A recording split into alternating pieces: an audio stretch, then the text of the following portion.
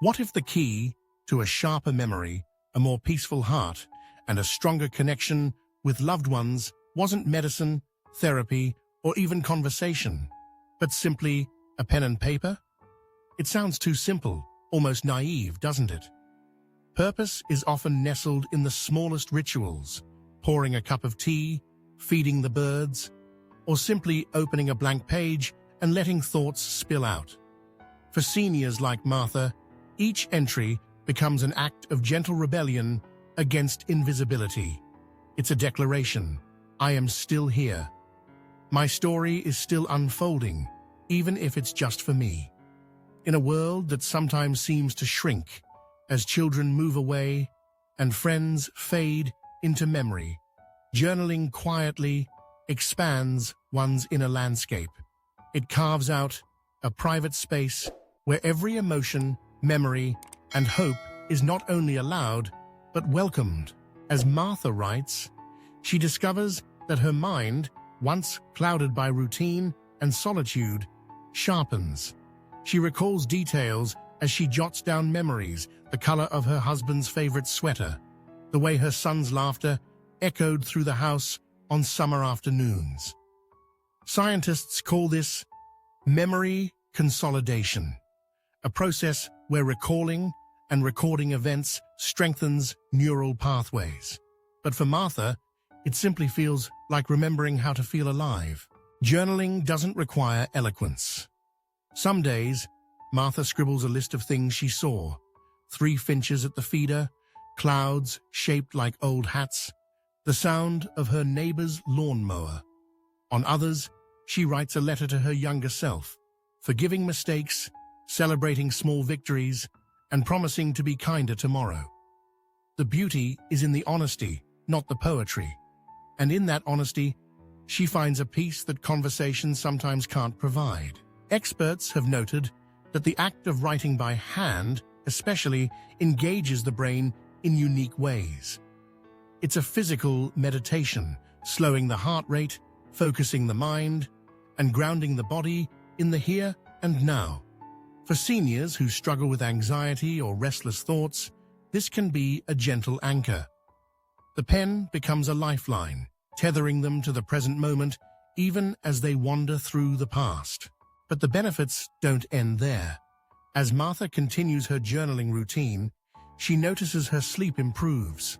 Her mind, once swirling with worries at bedtime, is quieter. The page has taken the burden of her worries, holding them safely until she's ready to visit them again. This small shift, offloading anxieties onto paper, can lead to deeper, more restful sleep for many seniors. Journaling also fosters gratitude. Even on lonely days, Martha finds herself searching for small joys to record: a neighbor's wave, a blooming flower, the warmth of the sun through her window. She realizes that life's richness is not measured by grand events, but by a collection of fleeting, beautiful moments.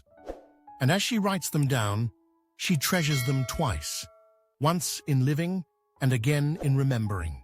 For some, the act of journaling becomes a bridge to loved ones. Martha, inspired by her rediscovered journal, begins to write letters to her grandchildren. She slips in stories, funny mishaps, family recipes, little bits of wisdom. Even if she never sends them, the act of writing connects her across time and distance. And for those family members who one day read her words, it becomes a priceless inheritance, a window into her world, her humor, her heart. There are no rules to journaling. Some seniors prefer structure: a daily gratitude list, a weekly memory, reflections on a favorite poem. Others write freely, letting their minds wander where they will. The important thing is not how or what is written, but that it happens at all. The page, after all, is endlessly patient. It asks nothing, judges nothing, and keeps every secret. In group settings, silent journaling circles are quietly revolutionizing social bonds among seniors. There's a profound comfort in writing alongside others, even in silence. No need to explain or compare, just the shared act of putting pen to paper. For those who have lost partners or friends, this silent companionship becomes a balm. They are alone, together, a subtle but powerful antidote to loneliness. Journaling also helps many come to terms with past regrets or unresolved grief. There's a freedom in writing what cannot be spoken. Apologies, farewells, confessions, words that might never cross the lips, can find release on the page. In private, seniors like Martha can confront old wounds and sometimes find healing. The process is neither quick nor easy, but it is deeply personal and often transformative. As weeks turn into months, Martha notices a new sense of purpose blooming inside her. Each morning, she looks forward to her time with the journal. It's a ritual that gives shape to her day, a reason to reflect, to remember, to dream. She begins to set gentle goals, recording one new memory, expressing one new gratitude, or simply writing for 10 minutes. These small intentions, repeated daily, weave a sense of meaning through her routine. For many seniors, this newfound purpose is a quiet revolution. It's not about chasing lost youth or reclaiming old ambitions. It's about cherishing the life that remains, finding beauty in the ordinary, courage in vulnerability, and hope in the act of creation. The journal becomes both a mirror and a map, reflecting the self and charting a course forward.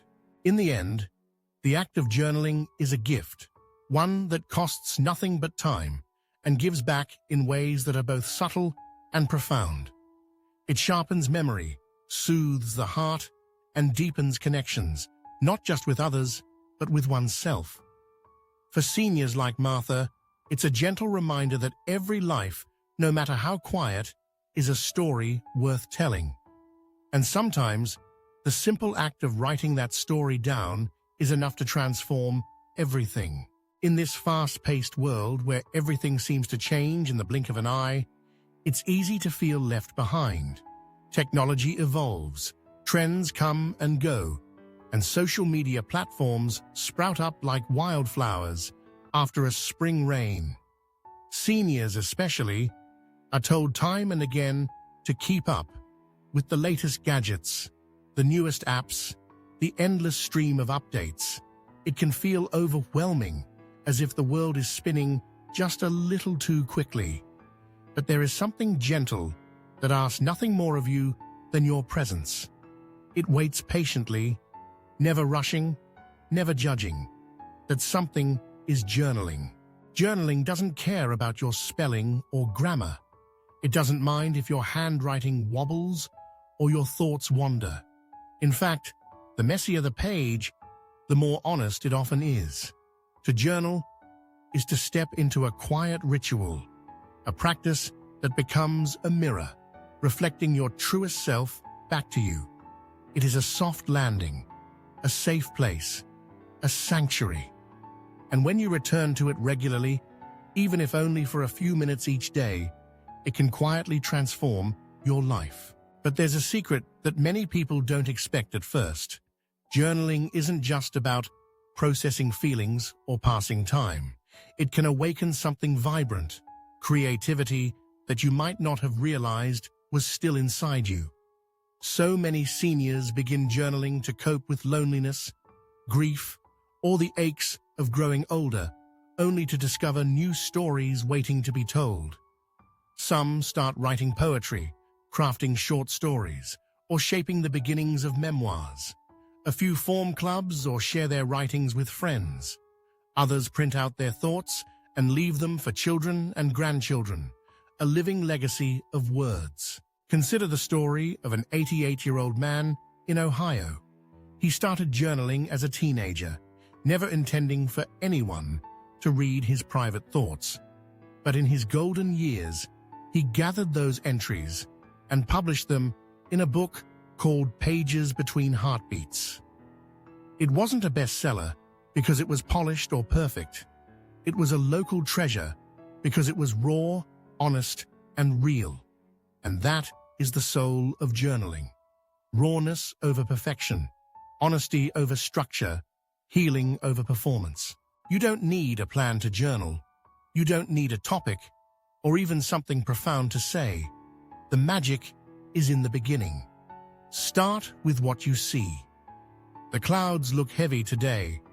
Or perhaps, I remember the sound of my mother's shoes on the porch. Let your thoughts spill onto the page. The act of writing is itself a breakthrough. You might be surprised by what surfaces when you simply allow your hand to move, your mind to wander, your heart to speak.